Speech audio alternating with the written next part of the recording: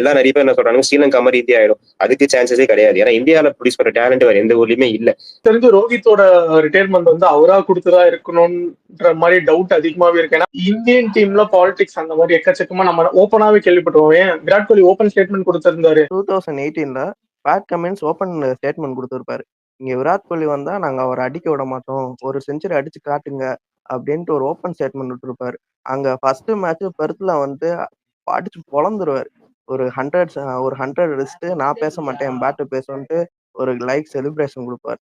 Rishabh Pant captain சரியா பண்ணல அப்படின்னு நீங்க கேட்டீங்கன்னா, கில்லும் தான் கேப்டன் சரியா பண்ணல. கில்லு கேப்டன்சி பண்ணி என்ன எங்க நீங்க பாத்தீங்க அப்படின்ற கேள்வி நான் கேட்பேன்.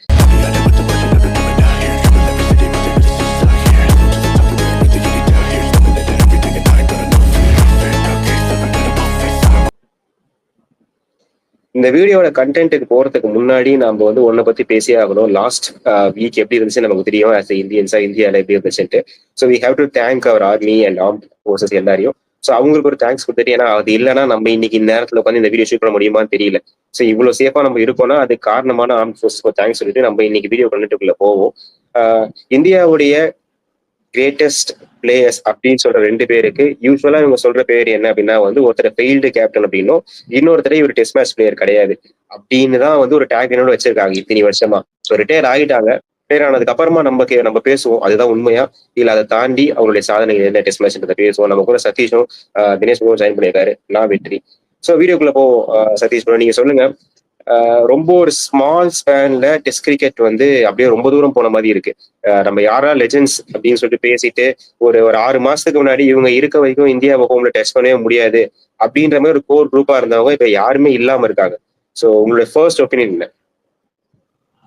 ஸோ ஃபர்ஸ்ட் ஒப்பீனியன் வந்து பிசிசிஐயோட டவுன்ஃபால் ஸ்டார்ட் ஆனது எர்லி கங்குலி பீரியட் வந்தது வந்து ரொம்ப ஸ்டார்ட் ஆயிடுச்சு. ஒரு ஃபெயில்டு கேப்டனை தேவையில்லாம இது பண்ணி ஒரு டீமே டிமோட்டிவேட் பண்ணி இப்போ இந்தியன் டெஸ்ட் டீம் எங்க இருக்குன்றத பாத்தீங்கன்னா எங்கேயுமே கிடையாது. ஸோ அதுலயும் இப்ப இருக்க லெஜன்ஸ் 3 பேர் பேக் டு பேக் பிஜிடி முடிஞ்சு வந்ததுக்கு அப்புறம் ரிட்டையர் ஆயிட்டாங்க. அதுக்கான ரீசனும் தெரியல. ஏன்னா ரீசெண்டா வந்து ரோஹித் சர்மா வந்து ஒரு மைக்கேல் கிளார்க் கூட ஒரு இன்டர்வியூ பண்ணியிருப்பாரு. பண்ணும்போது கூட இங்கிலாந்து சீரிஸ் ஜெயிக்கணும்ன்றதா என்னோட ஒப்பீனியன்ன்ற மாதிரி ஒண்ணு சொல்லியிருப்பாரு.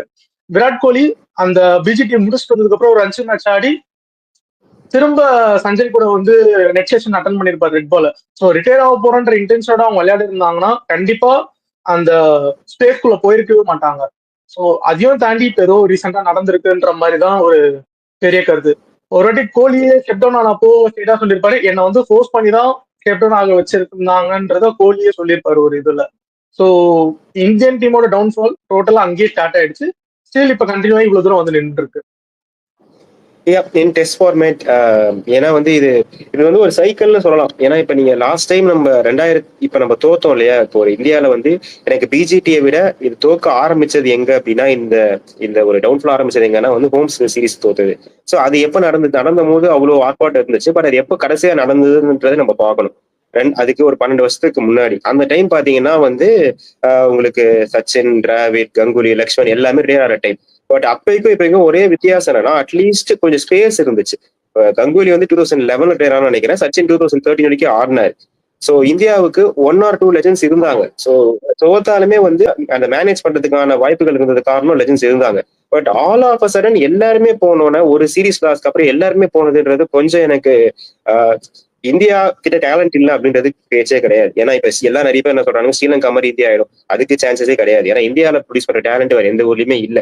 பட் என்னன்னா அதை கைட் பண்றதுக்கான அந்த ஒரு சீனியர் பிளேயர்ஸ் இல்லாம இருக்கிறதுனால மேபி பாசிபிள் ஃபியூச்சருக்கு கொஞ்சம் ஸ்ட்ரகிளா இருக்குங்கிறத என் ஒப்பீனியன். தினேஷ் நீங்க என்ன நினைக்கிறீங்க? நீங்க சொல்லுங்க. 3 பேக் டு பேக் ரிட்டையர்மெண்ட்ஸ் அப்படின்னும் போது அவரு ஃபீலிங் பொறுத்தோம். ஃபர்ஸ்ட் ஆஃப் ஆல் ஏத்துக்க முடியல. ஏன்னா அடுத்தடுத்து ஃபர்ஸ்ட் அஸ்வின், நெக்ஸ்ட் ரோஹித், அடுத்து வந்து கோலி அடுத்தடுத்து ரிட்டையர் ஆனாரு. ஸோ எதுக்குன்னா ஒரு அந்த நீங்க சொன்ன மாதிரி நியூசிலாந்து சீரிஸ் நமக்கு நல்லா போல. அது வந்து ஹோம் சீரிஸ்ல வந்து தொடர்ச்சியா ஒரு விராட் கோலி டென்யூர்லேயே ஒரு 12 சீரிஸ் நம்ம வந்து ஹோம் சீரிஸ் தொடர்ந்து வின் பண்ணியிருக்கோம். ஸோ ஃபர்ஸ்ட் ஹோம் சீரிஸ் ஒரு அந்த அந்த இதை பிரேக் பண்ணிட்டாங்க நியூசிலாந்து. அப்போதே வந்து சோசியல் மீடியால எல்லா இதுலயும் என்ன சொல்ல ஆரம்பிச்சாங்கன்னா, ஸோ யங் பிளேயர்ஸ் வந்து வாய்ப்பு கொடுக்கணும், சீனியர் பிளேயர்ஸ் வந்து அது பேர் என்ன, சீனியர் பிளேயர்ஸ் வந்து ஸ்டெப் டவுன் பண்ணணும், சீனியர் பிளேயர்ஸ் வந்து அவங்க ஃபார்ம் இல்லாட்டி அவங்களுக்கு வந்து இது டொமஸ்டிக் மேட்சஸ் விளாடணும் அப்படின்னு சொல்லிட்டு ஒரு கிரிட்டிக்ஸ். ஸோ அதே அதே இதோட இவங்க வந்து பிஜிடியில் போய் விளாண்டுட்டு தோத்துட்டு வந்தாங்க.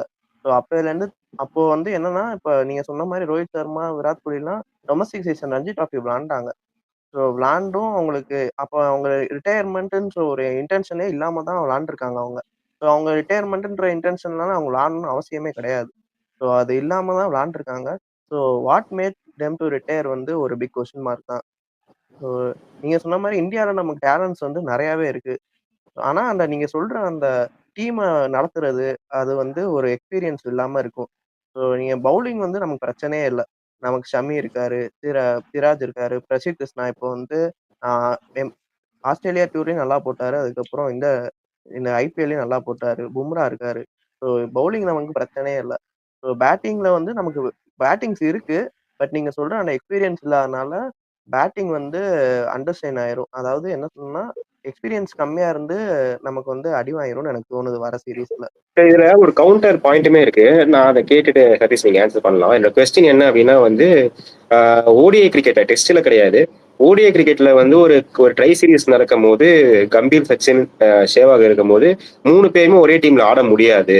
ஏன்னா வந்து 3 பேருமே கொஞ்சம் வயசாயிடுச்சு, கொஞ்சம் ஃபிட்னஸ் குறைஞ்சிருச்சு, 3 பேரும் ஒரே டீம்ல ஆட முடியாதுன்னு சொல்லி டோனி ஒரு டிசிஷன் எடுத்தார் 2008. ஸோ அந்த டிசிஷன் பட் அப்ப நிறைய பேருக்கு பிரச்சனையா இருந்தாலுமே ஒரு லாங் ரன்ல பாத்தீங்கன்னா அது கொஞ்சம் யூஸ்ஃபுல்லா தான் இருந்துச்சு.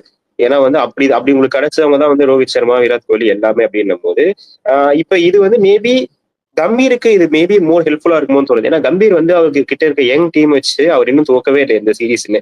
இப்போ நீங்க T20 எடுத்தா அவருடைய பெர்ஃபார்மன்ஸ் வந்து வேற மாதிரி இருக்கு. But when senior players comes இல்லையா, ஸோ அவருக்கு ஏன்னா இப்ப கம்பீர் வந்து சீனியர் இவங்க கூடவே ஆடின ஒரு பிளேயர். இப்போ வந்து கம்பீர் வந்து ஒரு சச்சின் டெண்டுல்கரோ இல்லைன்னா வந்து ஒரு ரவி சாஸ்திரியோ இல்லை சுனில் கவாஸ்கரோ கிடையாது, முன்னாடி ஜென்ரேஷன் சொல்றதுக்கு. இவங்க கூடவே ஆடின ஒரு பிளேயர்னும் போது 2 பேருக்குமே அந்த ஒப்பீனியன்ஸ் இப்போ இவர் சொல்றது டீமுக்கு நல்லதா இருக்கலாம், அவங்க சொல்றது டீமுக்கு நல்லதா இருக்கலாம். பட் அது ரெண்டுமே ஒத்து போகல அப்படின்னா அங்கேயே கிளாஷ் வரும். ஸோ அதுவே டீமோட டவுன்ஃபாலுக்கு காரணமா இருக்கலாம். ஸோ இது ஒரு வகையில நல்லதாகவும் இருக்கலாம் அப்படின்னு எனக்கு தோணுது. நீங்க என்ன நினைக்கிறீங்க அதை பத்தி?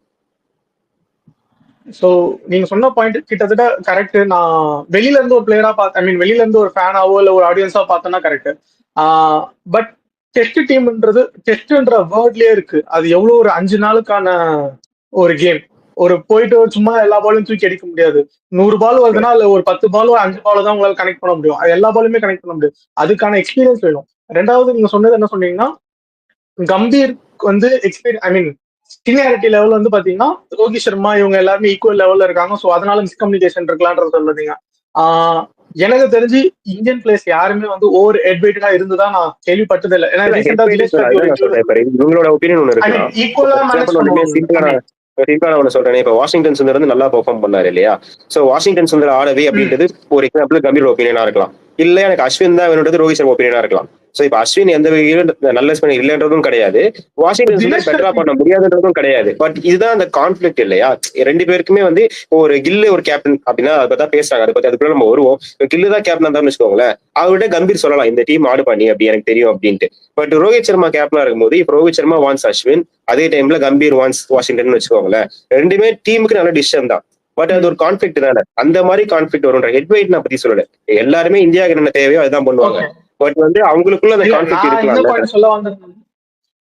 ஓகே, நான் என்ன பாயிண்ட் சொல்ல வந்தேன்னா, இப்போ ரீசெண்டா தினேஷ் கார்த்தி ஒரு இன்டர்வியூல சொல்லியிருப்பாரு, நான் வந்து கோலி கூட ஒர்க் பண்ணும்போது ரொம்ப ஒரு யோசனையாவே போயிருந்தேன். அவரோட பாயிண்ட் ஒன்று இருக்கும், நம்ம பாயிண்ட் ஒன்று இருக்கும். அந்த பட் அவர் என்ன ஒரு கோச்சா ரெஸ்பெக்ட் பண்ணி என்னோட டிசிஷன் என்னன்றதை நிறைய கேட்டு உள்வாங்கினேன். ஸோ மேபி ரோஹித் சர்மாவும் அப்படிதான் இருந்திருக்கலாம், இந்தியன் டீம் அஸ்வினும் அப்படிதான் இருந்திருக்கலாம், எல்லாருமே அப்படிதான் இருந்திருக்காங்கன்ற பட்சத்தில் எந்த கம்பீர் கிட்ட அந்த பிரச்சனை வந்திருக்காது. ஏன்னா அவங்களுமே ரொம்ப ஒரு ஃப்ரெண்ட்லி மோட்ல தான் இருந்தாங்க.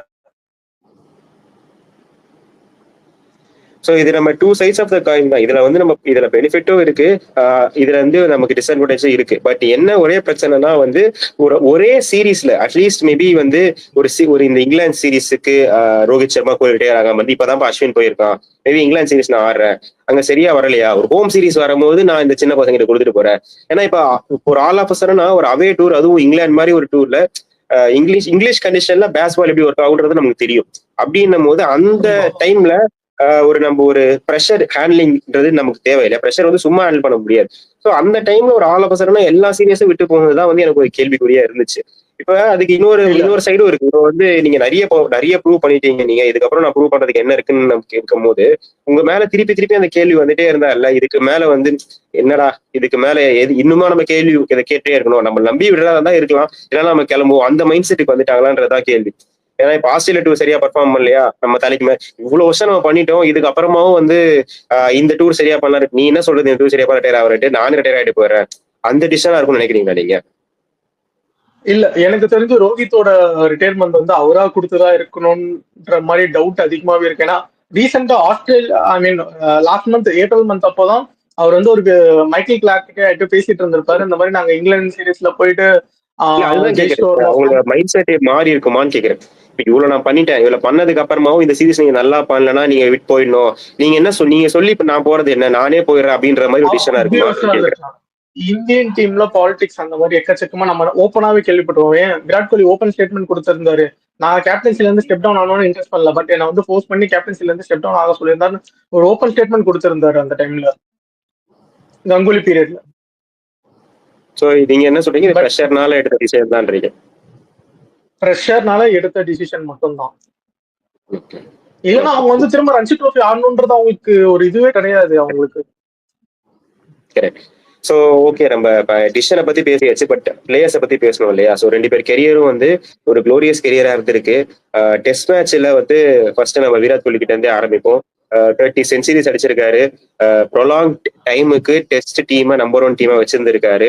அரௌண்ட் 40 வின்ஸ் இந்தியாவுக்கு கேப்டனா வச்சிருக்காரு நம்ம. So one of the greatest red ball கேப்டனா இருந்திருக்காரு. அதை விட ரொம்ப முக்கியமா டெஸ்ட ரெப்ரசென்ட் பண்ற ஒரு இம்பார்ட்டன்டான பிளேயரா இருந்திருக்காரு. ஏன்னா இப்ப நிறைய பேருக்கு அந்த டெஸ்ட் மேட்ச் எவ்வளவு இன்ட்ரெஸ்ட் இருக்குன்னு தெரியல, பட் அந்த டெஸ்ட் மேட்ச் தான் ஒரு பிகெஸ்ட் ஃபார்ம் ஆஃப் கிரிக்கெட்னு சொல்லிட்டு அதை ரெப்ரசென்ட் பண்ற ஒரு பிளேயரா இருந்திருக்காரு. அப்படின்னும் போது மேபி அவருக்கு கண்டிப்பா ஒரு ஃபேர்வெல் கேம் கிடைச்சிருக்கணும் அப்படின்றது என்னோட ஒப்பீனியன். ஸோ ஒரு கெரியருக்குள்ள போவோம். ஒரு கெரியர்ல உங்களுக்கு இதுதான் எனக்கு விராட் கோலி கெரியர்ல ரொம்ப பிடிச்ச மூமெண்ட்ஸ், அந்த மாதிரி ஒரு 2 மூமெண்ட் முன்பு தான் சொல்லலாம். தினேஷ், நீங்க ஃபர்ஸ்ட் சொல்லுங்க. உங்களுக்கு விராட் கோலி ஒரு கெரியர்லயே ஓகே இந்த மூமெண்ட் வந்து இது டிஃபைன்ட் ஹிஸ் கெரியர், அந்த மாதிரி ஏதாச்சும் நீங்க நினைச்சிருக்கீங்களா? ப்ரோ அந்த 2014-15 நம்ம Australian series bro, ultimate bro. அது நீங்க வந்து ஒரு ஒரு ட்ரீம், ஒரு கிரிக்கெட்டருக்கான ட்ரீம் டெஸ்ட் சீரீஸ். அது மோர் 690 ரன்ஸ் எடுத்திருப்பாரு அவரு. என்ன லூசிங் காஸ்ட் தான், அந்த சீரீஸ் லூஸ் பண்ணாங்க. பட் 692 ரன்ஸ் ஒரு சீரீஸுங்கிறது ஒரு அப்நார்மல் ரெக்கார்டு. அதுவும் வந்து ஆஸ்திரேலியாவில் போயிட்டு அப்படி அடிக்கிறதுலாம் ஒரு சாதாரண விஷயமே கிடையாது.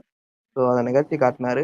அதே ஆஸ்திரேலியா பிச்சில் 2018 பேட் கமின்ஸ் ஓப்பன் ஸ்டேட்மெண்ட் கொடுத்துருப்பாரு, இங்கே விராட் கோலி வந்தா நாங்கள் அவரை அடிக்க விட மாட்டோம், ஒரு செஞ்சுரி அடிச்சு காட்டுங்க அப்படின்ட்டு ஒரு ஓப்பன் ஸ்டேட்மெண்ட் விட்டுருப்பாரு. அங்க ஃபர்ஸ்ட் மேட்ச் பெர்த்ல வந்து அடிச்சு பொழந்துருவாரு. ஒரு 100 அடிச்சுட்டு நான் பேச மாட்டேன், என் பேட்டு பேசுன்ட்டு ஒரு லைக் செலிப்ரேஷன் கொடுப்பாரு. அதெல்லாம் அல்டிமேட் ப்ரோ. ஆனால் பீக் இன்னிங்ஸ் ப்ரோ. அந்த இன்னிங்ஸ் வந்து பீக் இன்னிங்ஸ். அதே மாதிரி 2018 சவுத் ஆப்பிரிக்கன் டூர் போவாங்க. அந்த சவுத் ஆப்பிரிக்கன் டூர்ல அதே மாதிரி செஞ்சுரியன்ல ஒரு அங்க ஒரு 100 அடிப்பா செலிப்ரேஷன் பண்ணுவாரு. சேனால வந்து சரியா பெர்ஃபார்ம் பண்ண மாட்டேன்றாங்க, ஆஸ்திரேலியாலாம் நல்லா விளாடுறாரு, சவுத் ஆப்பிரிக்கா நல்லா விளாட மாட்டேன்ற அந்த கிரிட்டிக்ஸையும் போட்டு உடச்சிட்டாரு அதே சீரீஸ்ல. ஓடிஐ சீரீஸும் நல்லா விளாண்டாரு, டெஸ்ட் சீரீஸும் அந்த இது நல்லா ஒரு. இன்ஃபேக்ட் அந்த பும்ரா வந்து டெஸ்ட் கேரியர் ஆரம்பிச்ச சீரீஸ் நினைக்கிறேன். அந்த சீரீஸ் 2018 அந்த சீரீஸ்ல வந்து விராட் கோலி நல்லா நல்லா ஆடுவார் ப்ரோ. ஸோ அதெல்லாம் டெஸ்ட் இன்னிங்ஸ்லாம் மறக்கவே முடியாது இன்னிங்ஸ். அதே மாதிரி மோர் தென் டெஸ்ட் பிளேயர், ஒரு கேப்டனாவே முடிஞ்சா எங்க ஹோம் டெஸ்ட்ல வந்து எங்களை அடிச்சு காட்டுங்கடான்னு சொல்லிட்டு தொடர்ச்சியா 12 டெஸ்ட் சீரீஸ் வின் ப்ரோ. அதெல்லாம் ஆஸ்திரேலியா தான் பண்ணுவாங்க. கூப்பிட்டு அடி வாங்கிட்டு வருவாங்க மற்ற டீம்ஸ் எல்லாரும். பட் இந்தியாவுக்கு ஒரு டெஸ்ட்டுக்கு ஒரு ஸ்டாண்டர்ட் செட் பண்ணி முடிஞ்சா அடிச்சு பாருங்கடான்னு சொல்லிட்டு நான் இந்தியா டெஸ்ட் அப்படியே மாத்தினது நம்ம விராட் கோலி தான் ப்ரோ. சதீஷ், நீங்க சொல்லுங்க favourite memories of Virat Kohli. Favourite மெமரிஸ்னா 2014 இருந்து 2024 வரைக்கும் எனக்கு ஃபேவரட் மெமரிஸ் தான் இருக்கு. 2014 4th டெஸ்ட் நினைக்கிறேன், if I'm not wrong, Adelaide test. Team பஸ்ல வந்துட்டு இருப்பாங்க, தோனி வந்து அப்போ வந்து இன்ஜூர்டு சம்திங் ஏதோ இருப்பாரு. கோலி கிட்ட போய் சொல்லுவாரு, ஃபோர்த் டே முடியும் போது அவங்களோட ஸ்கோர் வந்து 363 for வச்சிருப்பாங்க. ஸோ அதை அவங்க டிக்ளேர் பண்ணாங்கன்னா டே 5ல இந்தியன் டீம் வந்து 364 ரன்ஸா சேஸ் பண்ணணும். அவங்க அதுக்கேற்ற மாதிரி டிக்ளேர் பண்ணுவாங்க. இந்தியன் டீம் வந்து 364 அடிக்கணும், Kohli as a captain of the first match in Australia tour. Australia டூர்ல அவரோட முதல் மேட்ச் கேப்டன்சில தோனி போய் கிட்ட போய் இருந்து சொல்லுவாராம், இந்த மாதிரி வந்து நீ ஒரு நல்ல சேஸ் மாஸ்டர்ன்றது எனக்கு தெரியும், உன்னால இதை சேஸ் பண்ண முடியும்ன்றது எனக்கு தெரியும், பட் டீம் எஃபர்ட்டா யோசிச்சுப்பார். 364ன்றது ஒரு ஹியூஜ் டார்கெட், என்ன பண்ண முடியும்ன்றதை கேட்டிருப்பாரு. அவர் சொல்லுவாரு, நான் இதுக்கப்புறம் என் கேப்டன்சில நான் என்கிட்ட அந்த டிரான்ற பேசிக்கிறதுல ஐ எய்தர் வின் ஆர் லூஸ் அப்படின்ற சொல்லிட்டு அந்த மேட்ச்ல 230-40 சம்திங் அந்த ரேஞ்சில் வந்து பார்ட்னர்ஷிப் முரளி விஜய் கூட போட்டு 2 விக்கெட்ஸ்ல தான் இருந்திருப்பாங்க. அந்த 2 விக்கெட்ஸ்ல இருந்து மேட்ச் கிட்டத்தட்ட இந்தியா கையில தான் வந்தது. பட் நேத்தன் லைன் ஒரு எக்ஸ்ட்ராடினரி ஸ்பெல் போட்டிருப்பாரு, அதுல போட்டு முரளி விஜய் தூக்கி இருப்பாரு. முரளி விஜய் தூக்கி அடுத்து back to back Virat Kohli அப்படியே அந்த டவுன்ஃபால் வந்து 45 runs to 50 runs அந்த ரேஞ்சில தான் தோத்துருப்போம் அந்த மேட்ச். அவரோட அரைவலே அந்த மாதிரிதான் இருந்தது. பிளஸ் அதுக்கப்புறம் போக போக போக திரும்ப 2016 ஆஸ்திரேலியா வந்து இந்தியாவுக்கு வந்தாங்க. எக்கச்சக்க ஸ்லெட்ஜிங் நடந்தது. விராட் கோலியோட ஆர்ம் இன்ஜுரியை பேஸ் பண்ணி ஸ்லெட்ஜ் பண்ணாங்க. அதுக்கான கம்பேக் கொடுத்தாரு. திரும்ப அதுக்கப்புறம் வந்து காபா மேட்ச் அந்த அதுக்கு முன்னாடி ஒரு ஆஸ்திரேலியா சீரிஸ் போயிருப்பாங்க. First Asian captain to win the Australia series. Australia கிரவுண்ட்ல போயிட்டு முதல் ஏஷியா கேப்டன் வின் பண்ணதுன்னு பாத்தீங்கன்னா கோலி தான். ஸோ அதுக்கு அடுத்தது திரும்ப பேரலா போகும்போது லார்ட்ஸ் டீம்ல போயிட்டு லார்ட்ஸ் கிரிக்கெட் கிரவுண்ட்ல வச்சு அடுத்த 60 over for the next 60 over they should feel hell out of தேர்ன்ற வார்த்தையை சொல்லி வச்சு செஞ்சிருப்பாரு. ஒட்டுமொத்த இங்கிலாந்து டீமுமே வச்சு செஞ்சிருப்பாரு. இதுக்கப்புறம் ஹிஸ்டரியில அந்த மாதிரி ஒரு மேட்ச் ரிப்பீட் ஆக சரித்திரமே கிடையாது. ஃபெயில்டு கேப்டன் ஓ நெவர் ஃபெயில். கோலியோட ஃபேவரட் மெமரிஸ் பத்தி பேசுறோம். என்ன கேட்டீங்கன்னா வந்து கோலியோட ஃபேவரட் மெமரினா வந்து ஒரு இங்கிலாந்து டூர் முழுக்க வந்து ஆண்டர்சன் கிட்ட அடி வாங்கிட்டு இந்த தடவை திருப்பி வந்தாருன்னா கெரியரே முடிஞ்சிடும் அப்படின்னும் போது அங்க போயிட்டு ஒரு செஞ்சுரி அடிச்சதுதான் என்னோட ஃபேவரட் மெமரி விராட் கோலி இது. ஸோ அதுக்கப்புறம் திருப்பி ஆஸ்திரேலியால இப்ப பிஜிடியில செஞ்சுரி அடிக்கும் போது ஓகே ஹி இஸ் பேக் அப்படின்னு நினைக்கும் போது அன்பார்ச்சுனேட் ஏஜ் கேச்சஸ் அப்படின்றது சும்மா கிடையாது, எல்லாருக்குமே ஏஜ் இருக்கும். பட் ஸ்டில் ஐ கெஸ் இன்னும் ஒரு அட்லீஸ்ட் ஒரு 2-3 சீரீஸ் ஆடி இன்னும் கொஞ்சம் டீம் செட் பண்ணிட்டு அப்புறம் போயிடலான்றதான் ஒப்பீனியன் அப்படின்றதுனால. ஸோ இப்போ நம்ம விராட் கோலிக்கு ஃப்ரம் ஸ்டார்ட் டு ஸ்கிராச் வந்து he had a great test career. But on the other hand நம்ம ரோஹித் சர்மாவுக்கு போனோம் அப்படின்னா வந்து அவருக்கு அந்த ஃப்ளோவே இருந்தது கிடையாது. நான் ஆல்ரெடி இதை பத்தி சொல்லியிருக்கேன். 2011 கிடைக்க வேண்டிய டெஸ்ட் டெபியூ அவருக்கு வந்து ஒரு இன்ஜுரினால தள்ளி போச்சு. தள்ளி போனது அப்பயே கிடைச்சதான்னு பாத்தீங்கன்னா இல்ல, ஒரு 2 வருஷம் ஆச்சு திருப்பி அவர் கிடைக்கிறதுக்கு. கிடைச்சோன்னா முதல் மேட்ச்ல செஞ்சுரி இருந்தாலுமே வந்து டீம்ல இடம் கிடைக்கல ரெகுலரா.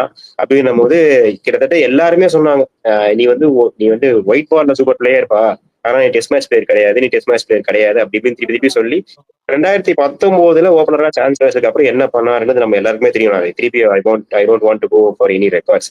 ஸோ அங்கிருந்து இந்தியாவை கேப்டனும் பண்ணியிருக்காரு. ஷார்ட் ஸ்பேன் தான் டெஸ்ட் கெரியர்ல. பட் ஆவரேஜ் ஆஃப் 40 அப்படின்ற வச்சிருக்க ஓப்பனர்ஸே இந்தியாவில் ரொம்ப கம்மி. அதுவும் ஒரு 14 மேட்சஸுக்கு மேல ஆடி ஆவரேஜும் 40க்கு மேல வச்சிருக்கிறது if I am not wrong Sunil Gavaskar, Sehwag அப்புறம் 3வது ஓப்பனர் ரோஹித் சர்மா தான். பட் அந்த அளவுக்கு கிரெடிட் அவர் கொடுக்கறது இல்லை அப்படின்றது என்னுடைய ஒரே ஒரு மன வருத்தம். ஏன்னா இப்பயுமே வந்து ரிட்டையர் ஆனதுக்கு அப்புறம் சஞ்சய் மஞ்சருக்கு ஒரு ட்வீட் போட்டிருக்காரு, கடைசி இன்னிங்ஸ்ல 120 தான் வச்சிருக்கான் அப்படின்றது. இதெல்லாம் தேவையில்லாது. அவர் ரிட்டையர் ஆகியே போயிட்டாரு, இன்னும் ஏன் அவ்வளவு 9 வச்சுட்டு இருக்காங்கன்னு தெரியல. இதுதான் வந்து ரோஹித் சர்மாவுமே வந்து வீடியோல சொன்னாரு, இந்த மாதிரி வந்து கமெண்ட்ஸ் ரொம்ப டாக்ஸிக்கா இருக்காங்க. எனக்கு அது புரியவே இல்லை. ரிட்டையர் ஆகி போனதுக்கு அப்புறமாவும் கடைசி 10 இன்னிங்ஸ்ல அவர் இவ்வளவுதான் அடிச்சாரு. அவர் ரிட்டையர் ஆகி உன்னை யார் கேட்டா, நீ எவ்வளவு ஆடி இருக்க இந்தியாவுக்குன்றது எல்லாருக்குமே தெரியும். ஸோ வந்து அவ்வளவு வன்மை ஏன் தெரியல. ஸோ ரோஹித் சர்மாவோட கெரியரை பத்தி நீங்க என்ன நினைக்கிறீங்கன்றத சொல்லலாம். சதீஷ் நீங்க சொல்லுங்க. ஏன்னா வந்து அவர் வாழ்க்கை ஃபுல்லா அவர் வந்து நீங்க டெஸ்ட் பேட்ஸ்மேன் இல்ல அப்படின்றதான் கேட்டு வந்திருக்காரு. பட் இப்ப நீங்க சொல்லுங்க, ஒரு டெஸ்ட் மேட்ச்ல என்ன பெர்ஃபார்ம் பண்ணிருக்காரு நீங்க நினைக்கிறீங்க? அவரோட கெரியர் ஃபுல்லாவே டெஸ்ட் மேட்ச்ல நீங்க சொன்ன மாதிரி தான் ஒரு லீன் பேட்சா தான் இருந்திருக்கு. ஸோ எக்ஸ்ட்ராடினரி பேட்ச்ன்ற மாதிரி சொல்ற அளவுக்கு எதுவும் கிடையாது. பட் அஸ் அ ஓப்பனரா ஒரு முரளி விஜய் வந்து ரன்ஸ் என்னதான் திணறினாலுமே அவரால் ஒரு பேஸ் ஸ்ட்ராங்கா நிக்க வச்சிருந்த போது ஸோ அதை அப்படியே ரிப்ளிகேட் பண்ணி அது அப்படியே வந்து இந்த சச்சின் நேரா அந்த இடம் வந்ததுக்கு அப்புறம் ரோஹித் சர்மா அவரோட ஸ்டான்ஸ்ல அவர் கரெக்டா இருந்தது. சான்ஸ் கிடைக்கல, மிடில் ஆர்டர்ல பேட்டிங் ஆடினாரு, நடுவில் ஒரு இன்ஜுரி டாப் ஆர்டர்ல வந்தது, ரீப்ளேஸ் பண்ணிட்டு ஓப்பனிங்ல ஆடினாரு. டில் த டைம் அவர் ரிட்டையர் ஆகிற வரைக்கும் அவரால் என்ன பெஸ்ட் கொடுக்க முடியுமோ எல்லா பெஸ்ட்டுமே கொடுத்துட்டு தான் ரிட்டையர் ஆயிருக்காரு. ஸோ அதுல கொஸ்டின் பண்றது பெஸ்ட் பாத்தீங்கன்னா டீமோட பெஸ்ட்டுமே அதுதான். நீங்க ஒரு ஓப்பனர் ஆனதுக்கு அப்புறம் பாத்தீங்கன்னா எல்லா ரெக்கார்ட்லயுமே அவர் தான் நம்பர் 1ல இருக்காரு. நீங்க மோஸ்ட் ரன்ஸ், மோஸ்ட் செஞ்சுரிஸ், நீங்க எதை எடுத்து பார்த்தாலும் டாப்ல தான் இருக்காரு. ஸோ வந்து அவருடைய பெஸ்ட்டை கொடுத்துருக்காரு. இந்தியாவோட பெஸ்ட் பேட்ஸ்மேனா இருந்திருக்காரு ஓப்பனர் ஆனதுல இருந்து அப்படின்னும் போது ஸோ அவருக்கு அந்த கிரெடிட் கொடுக்கணும். இன்னுமே வந்து நம்ம வந்து அவர் டெஸ்ட் பேட்ஸ்மேன் இல்லை, அவர் டேரே ஆகிட்டு போயிடாருங்க, இன்னும் ஏங்க அதையே இன்னும் வந்து டெஸ்ட் பேட்ஸ்மேன் இல்லை. ஸோ என்னை பொறுத்த வரைக்கும் அவர் வந்து இந்தியாவுடைய 3rd மோஸ்ட் சக்சஸ்ஃபுல் ஓப்பனர் நினைக்கிறேன். ஸோ தினேஷ் ப்ரோ நீங்க சொல்லுங்க, உங்களுக்கு ரோஹித் சர்மாவோட கெரியர்ல இருந்து டாப் ஹைலைட் பாயிண்ட்ஸ் என்ன நினைக்கிறீங்க? ப்ரோ டெஸ்ட் பேட்ஸ்மேன் கிடையாது, அவர் கிடையவே கிடையாதுன்னு சொல்றதே ஒரு அபத்தம் ப்ரோ. ஏன்னா இந்த 2014ல வான்கடையில வெஸ்ட் இண்டீஸோட நமக்கு மேட்ச் விளாடுவோம். அதுல டெய்ல் எண்டர்ஸோட நின்று 111 ரன்ஸ் போட்டு இந்த மேட்ச் வேற லெவலில் இருக்கும் ப்ரோ. 111 ரன்ஸ் அடிப்பார். ஓஜா பிரக்யான் ஓஜா 10 விக்கெட் ஹால் அந்த மேட்ச். ஸோ அவர் அப்படி கிடையாதுன்னு சொல்றதே தப்பு. இப்போதான் பேஸ்பால் இங்கிலாந்து கொண்டு வந்தாரு. பேஸ்பால்லாம் கொண்டு வர்றதுக்கு முன்னாடியே நம்ம தலைவன் அடி அடின்னு அடிப்பார். ஸ்பின்னர்ஸ் நான் நல்லா ஞாபகம் இருக்கு. South Africa versus India Indian டூர்ல வந்திருப்பாங்க. எனக்கு தெரிஞ்சு அப்போதான் ரோஹித் சர்மா ஃபர்ஸ்ட் மேட்சஸ் ஓப்பனிங்கா வருவார்னு நினைக்கிறேன். அதுல மயங்க் அகர்வாலை போட்டு பெரிய அவர் 2 பேரும் பார்ட்னர்ஷிப் ப்ரோ. பெரிய பிரிச்சிருப்பாரு 170. அந்த ஒரு சீரீஸ் ஃபுல்லாவே அவர் ஹண்ட்ரட்ஸா நிறைய அடிச்சுட்டு இருப்பாரு. கேசவ் மகாராஜா இருக்கட்டும் சரி, அவங்க இன்னொரு ஸ்பின்னரை கொண்டு வந்தாங்க. எல்லாரையும் போட்டு பொழந்தாரு ப்ரோ. ஒரு ஓப்பனிங் பேட்ஸ்மேன் நின்று ஆடி ஸ்பின்னர்ஸை பொழக்கிறவனா ஒரு அல்டிமேட் ப்ரோ. அது இந்தியன் பிச்சர்ஸ்ல இதுக்கு முன்னாடி முரளி விஜய் விளாண்டுருக்காரு. சேவாக் அது அவரு வேற ரகம் ப்ரோ. சேவாக்கு அப்புறம் ஒரு அட்ராக்டிவ் ஓப்பனிங் பேட்ஸ்மேன் டெஸ்ட்ல நல்லா விளாடுறதுன்றது ரோஹித் சர்மா தான் ப்ரோ. முரளி விஜய் நமக்கு தெரியும், அவர் கிளாஸ் பிளேயர். அவர் சேனாலையும் நல்லா விளாடுவாரு. அந்த அளவுக்கு இம்பாக்ட் கொடுத்துருக்காருன்னா இந்த இந்தியா பிச்சர்ஸ்ல எனக்கு அவ்வளவா தெரியல. பட் ரோஹித் சர்மா அளவுக்கு ஒரு இம்பாக்ட் யாராலையும் கொடுக்க முடியாது ப்ரோ. இப்போ ரோஹித் சர்மா விளாண்டப்போ ரோஹித் சர்மா அங்கேதான் இருந்தாரு. ஆனா அவரோட பேர் மாறிக்கிட்டே இருந்தாரு. கேஎல் ராகுல் ஓப்பனிங் வந்தாரு, ஜெய்ஸ்வால் ஓப்பனிங் வந்தாங்க, அதுக்கப்புறம் மயங்க் அகர்வால் எல்லாருமே ட்ரை பண்ணாங்க. மயங்க் அகர்வால் பண்ணாரு, பிருத்வி ஷா பண்ணாங்க, சுப்மன் கில் பண்ணாங்க. சோ எல்லாருமே ஓப்பனிங் கொடுத்து கடைசியா வந்ததா ஒரு பக்கம் ரோஹித் சர்மா இருந்துட்டே இருந்தாரு. அதுதான் நான் சொன்னேன், ஒரு 2 லெஜெண்ட்ஸ்மே மேபி இதுதான் இப்படிதான் தெரிஞ்சிருந்தா மேபி இந்தியாலே கூட ரிட்டையர் ஆயிருந்துக்கலாம். பிஜிடி போய் அட்லீஸ்ட் ஃபேன்ஸுக்காச்சும் ஒரு திருப்தி இருக்கும். கடைசியா நம்ம பார்த்தோம், நமக்கு தெரிஞ்சிச்சு அப்படின்ட்டு.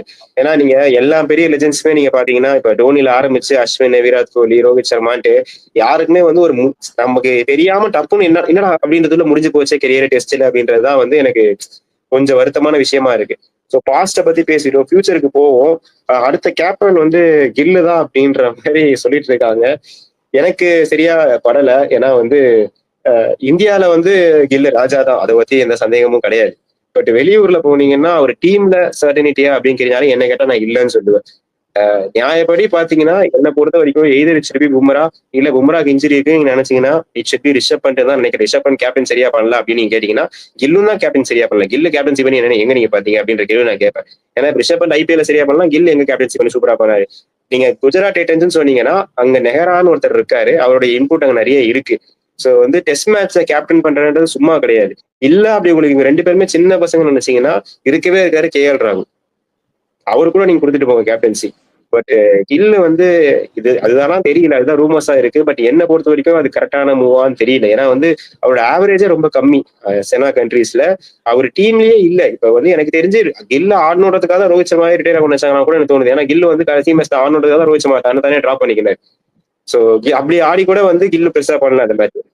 சோ ஒரு பக்கம் அப்படி நீங்க யங்ஸ்டர் கொடுக்கணும்னா ஜெய்ஸ்வால் கொடுக்கலாம். ஜெய்ஸ்வாலுக்கு கிட்டத்தட்ட ஆவரேஜ் 55 வச்சிருக்காரு. சொல்லுங்க Satish.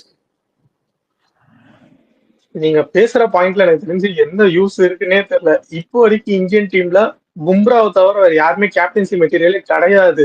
To be frank, test டீமை பொறுத்த வரைக்கும் பும்ராவை இப்போ கன்சிடர் பண்ணாலுமே ரிஸ்க் ஃபேக்டர் அதிகமா இருக்கு இன்ஜுரிக்கு. ஏன்னா ஒர்க்லோட் பேலன்ஸ் அவருக்கு யூஸா இருக்கு. ஆஸ் அ சீம் பவுலர் அவரால் இவ்வளோ ப்ரெஷர் எடுத்து எல்லா மேட்சுமே ஆட முடியும், அதுவும் டெஸ்ட் மேட்ச் எல்லாமே போட முடியும்ன்றது கேட்டீங்கன்னா அதுவும் ஒரு இம்பாசிபிள் தான். அதனால டெஸ்ட் மேட்ச்ல மோஸ்ட்லி பேட்ஸ்மேனை தான் கேப்டன்சியா போட்டுட்டு இருக்காங்க. சோ இப்போ வரைக்கும் கில்லு நீங்க சொல்ற அதே பண்ணலாம். கேப்டனுக்கு ரெடியான்னு கேட்டா no. Rishabh Pant as a player, if he goes out he can be able to play all the shots but he can't take the responsibility for all the shots. அது அஸ்வினி ஒரு இன்டர்வியூ கிளியரா சொல்லியிருப்பாரு. பேட்டிங் கேஎல் ராகுல் இல்ல அப்படின்றது என்னோட கொஸ்டின். இப்ப நீங்க எப்படி பார்த்தா கேஎல் ராகுல் சவுத் ஆப்பிரிக்கால கேப்டன்சி பண்ணிருக்காரு, சவுத் ஆப்பிரிக்கால கேப்டன் பண்ணி ஜெயிச்சும் இருக்காரு. சோ கேஎல் ராகுல், ஒய் நாட் கேஎல் ராகுல்? இப்போ உங்களுக்கு இந்தியாவோட பெஸ்ட் பேட்ஸ்மேன் யாரு? ஜெய்ஸ்வால் அண்ட் கேஎல் ராகுல். இந்தியாவோட பெஸ்ட் பவுலர் யாரு? ஜஸ்பிரித் பும்ரா. ஸோ உங்களோட பெஸ்ட் பிளேயர் தானே கேப்டனா இருக்கணும். ஸோ உங்களுக்கு டீம்லயே சர்டனிட்டி இல்ல அப்படின்னு அவங்க சொல்லலாம், கில்லு தான் எங்க ஃப்ரெண்ட்ஸ் எல்லாம் ஃபைன். பட் கில் வந்து டெஸ்ட் மேட்ச்ல அவரோட ஃபாரின் ரெக்கார்ட்ஸ் இது வரைக்கும் ஹியூஜா இல்ல. அப்படி இல்லாத ஒரு பிளேயருக்கு நீங்க கேப்டன்சி கொடுத்தீங்கன்னா எல்லா மேட்சும் ஆடணுன்றது கட்டாயம் ஆயிடுமென்றதான் நான் சொல்றேன். என்ன பொசிஷன்ல கில் ஆடுறாரு, நம்பர் 3ல ஆடுறாரு. புஜாராவும் இன்னும் நல்லா ஆடிட்டு இருக்காரு. புஜாரா ரிட்டையர் ஆகல. நீங்க கில்லுக்கு கேப்டன்சி கொடுத்தீங்கன்னா புஜாரா வந்து முடிஞ்சு போச்சு, அவர் கெரியரே முடிஞ்சிச்சு, அவர் ரிட்டையர்மெண்ட் அனௌன்ஸ் பண்ணிட்டு போக வேண்டியதுதான். சோ நீங்க அதுதானே சொல்றீங்க, நாங்க கில்லுக்காக எல்லாம் எப்படி வேணாலும் மாத்திப்போங்க, எங்க கில்லு தான் வந்து எங்களுக்கு அடுத்த ஜெனரேஷனோட போஸ்டர் பாய் அப்படின்றதுதான் நான் சொல்றேன். அந்த போஸ்டர் பாய் கல்ச்சர் எதுக்கு இவங்க பண்றாங்கன்றது புரியுதுதான் நான் சொல்றேன். கேஎல் ராகுல் நீங்க கேட்டபடி நல்ல ஆப்ஷன் தான். பட் ஆனா இப்போ கேஎல் ராகுல் கொஞ்சம் ரீசெண்ட் டைம்ஸ்ல கேப்டன்சி அவாய்ட் பண்ணிட்டு பேட்டிங்ல ஃபுல் ஃபோக்கஸ் பண்ணிட்டு டாப் ஆர்டர்ல கொடுத்தாலும் பேட் பண்ணணும்னு இருக்காரு, மிடில் ஆர்டர்ல கொடுத்தாலும் பேட் பண்ணணும்னு இருக்காரு, எங்க கொடுத்தாலுமே பேட் பண்ணணுன்ற ஒரு சுச்சுவேஷன்ல அவரே ரெடி பண்ணிட்டு இருக்காரு. ஸோ அந்த கேப்டன்சின்ற மெட்டீரியல் அவர் வந்து எடுக்கல. ஏன்னா டிசி ஃபர்ஸ்ட் அனௌன்ஸ் பண்ணும்போதே நாங்க மேபி கேஎல் ராகுல் அனௌன்ஸ் பண்ணுவோம்ன்றான்னு சொல்லிட்டு இருந்தாங்க. பட் கேஎல் ராகுல் வந்து எனக்கு கேப்டன்சி ஆனால் வெறும் பேட்டிங் மட்டும் போதுன்றத சொல்லி அவருக்கான ஒரு ஓன் ஸ்பேஸ்ல போயிட்டார். அதுக்கான பேட்டிங் பெர்ஃபார்மன்ஸ் நல்லா கொடுத்துட்டு இருந்தாரு. ரீசெண்டா கொஞ்சம் மேட்ச்ல இல்ல, பட் ஸ்டில் அந்த காந்தாரா போடுறதுக்கு முன்னாடி வரைக்கும் அவர் நல்ல ஃபார்ம்ல தான் இருந்தாரு அவரு.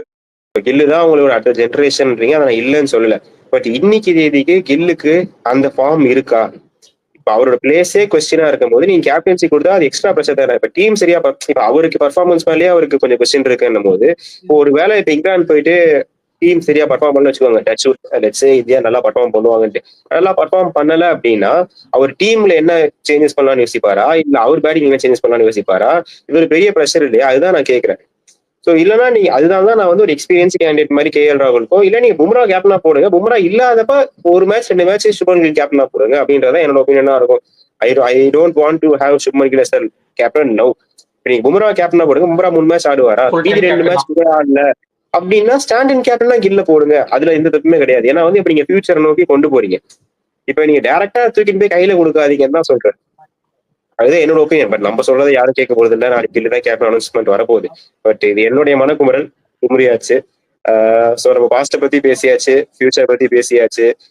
இங்கிலாந்து சீரிஸ் எப்படி போகும் அப்படின்ற ஒரு ஷார்ட்டா ஒன்று சொல்லிட்டீங்கன்னா இப்போ உங்களுடைய ஏர்லி ப்ரிடிக்ஷனா ஸோ இந்த வீடியோ நம்ம முடிச்சுக்கலாம். தினேஷ் நீங்க சொல்லுங்க, இங்க இருந்து இங்கிலாந்து சீரிஸ் எப்படி இருக்கும்னு நினைக்கிறீங்க?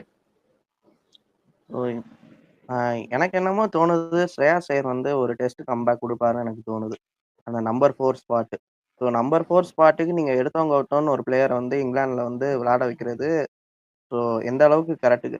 உங்களுக்கு டாப் 3 ஓகே, நீங்க கில்லு தான் கேப்டனா வச்சுட்டாங்க. ஸோ எஸ்எஸ்வி ஜெய்ஸ்வால், கேஎல் ராகுல், கில் வந்து ஃபர்ஸ்ட் 3 ஓப்பனிங் ஓகே. அடுத்து 4th பிளேஸ் வந்து விராட் கோலியை ரீப்ளேஸ் பண்ணணும்.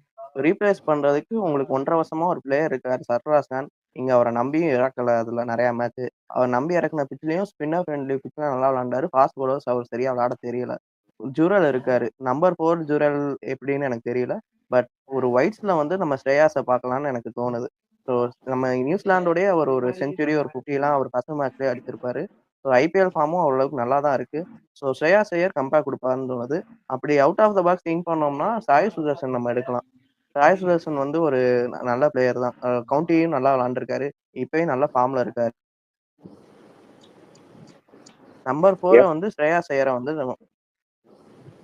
நம்பர் 4 வந்து நம்ம ஸ்ரேயாஸ் ஐயரா நம்ம கொண்டு போகலாம். ஸோ பவுலிங் நமக்கு பிரச்சனை இல்லை ப்ரோ. ஷமி இருக்காரு, பும்ரா இருக்காரு, சிராஜ் இருக்காரு, ரஷீத் கிருஷ்ணாவும் நல்லா தான் போறாரு. பிரச்சனை இல்லைன்னு சொல்றோம், உங்களுக்கு இன்ஜுரி இல்லாம இருக்கணும்ன்றதான் பெரிய பிரச்சனை. நீங்க சொன்ன 3 பேருமே இன்ஜுரி போலும். சோ என்னை பொறுத்த வரைக்கும் வந்து இது கொஞ்சம் ஹார்ட் சீரிஸா தான் இருக்கும்னு நினைக்கிறேன். சதீஷ் நீங்க சொல்லுங்க, நியூ கேப்டன், எக்ஸ்பீரியன்ஸ் இல்லாத டீம், இங்கிலாந்து சீரிஸ், ஒரு ஸ்ட்ராங் பேஸ்பால் அப்படி ஆடுற டீமோட நீங்க எப்படி இருக்கும்னு நினைக்கிறீங்க? Just small overview. இப்போ எந்த டீம் ஹாப்பியா இருக்கோ இல்லையோ தெரியல, இங்கிலாந்து டீம் மாதிரி ஹாப்பியான டீம் உலகத்துல யாருமே இருக்க மாட்டாங்க. ஒரு வெயிட் பண்ணிட்டு இருப்பாங்க, வாங்கடா வாங்கடா 5 பாயிண்ட் கூட அப்படின்னு 5 மேட்ச் கொடுத்துட்டு போங்கடா வாங்கடான்ற ஒரு மைண்ட் செட்ல தான் ரெடியா இருப்பாங்க.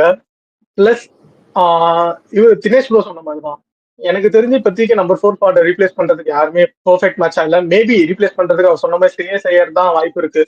திரும்ப வந்து இந்த ஆடிட்டர்ஸ் T20 பிளேயர்ஸை கூட்டிட்டு போயிட்டு நான் பெஸ்ட் பால் ஆட போறேன் அப்படி ஆட போறேன்னு கொண்டு போனாங்கன்னா டெஸ்ட் கிரிக்கெட் திரும்ப இதுவாதான் போயிட்டு இருக்கோம். ஸ்ரேயாஸ் ஐயர் கொண்டு போய் சான்ஸ் கொடுக்கலாம், ஒரு 3-4 சீரீஸ் கூட சான்ஸ் கொடுக்கலாம். முதல் சீரீஸ் 2 சீரீஸ் இல்லை, ஒரு 4-5 சீரீஸ், இந்த நெக்ஸ்ட் ஒரு வேர்ல்டு டெஸ்ட் சாம்பியன்ஷிப் சைக்கிள் வரைக்கும் கூட ஃபுல்லா சான்ஸ் கொடுத்து. ஏன்னா அந்த ஸ்பாட்டை ரியலைஸ் பண்றது ரொம்ப ரொம்ப ஒரு கஷ்டமான ஸ்பாட் இருந்த பிளேயர் அப்படி. ஸோ முன்னாடி டீம் ஏர்லியா விக்கெட் விட்டாலும் ஹோல்ட் பண்ணணும், இல்ல முன்னாடி டீம் நல்லா டீமை கேரி ஃபார்வர்ட் கொண்டு போகணும். ஸோ டஃபான ஸ்பாட் டு ஃபில். பட் திரும்ப இவங்க ஐபிஎல்ல பார்த்துட்டு நல்ல T20 பிளேயர்ஸ் மொத்தமா கொண்டு போய் நிறுத்தி வச்சுட்டாங்கன்னா அது ரொம்ப கஷ்டமான ஒரு விஷயம். ஸோ எங்க ஒப்பீனியன் சொல்லிட்டோம். இப்போ என்னோட ஒப்பீனியன் அதுதான், இது கொஞ்சம் ஹார்ட் ஃபார் சீஸா தான் இருக்கும். இந்தியா ஜெயிக்கிறதுக்கான வாய்ப்புகள் கொஞ்சம் கம்மி தான். But hope they will surprises and bring some thanks அப்படின்னு சொல்லிட்டு கம்பீர் மேல மொத்த பாரத்தையும் போட்டுட்டு இந்த வீடியோ முடிச்சுக்கிறோம். இதே மாதிரி வீடியோஸ் ரெகுலராக பார்க்கணும்னு நினைச்சீங்கன்னா மறக்காம சப்ஸ்கிரைப் பண்ணி வச்சுக்கோங்க. வீடியோ ஜாயின் பண்ணதுக்கு தேங்க்யூ சதீஷ், தேங்க்யூ தினேஷ். உங்களை அடுத்த வீடியோல பார்க்குறேன். அதே மாதிரி மக்களே உங்களையும் நான் அடுத்த வீடியோல பார்க்குறேன். அது வரைக்கும் தேங்க்யூ ஃப்ரம் வெற்றி.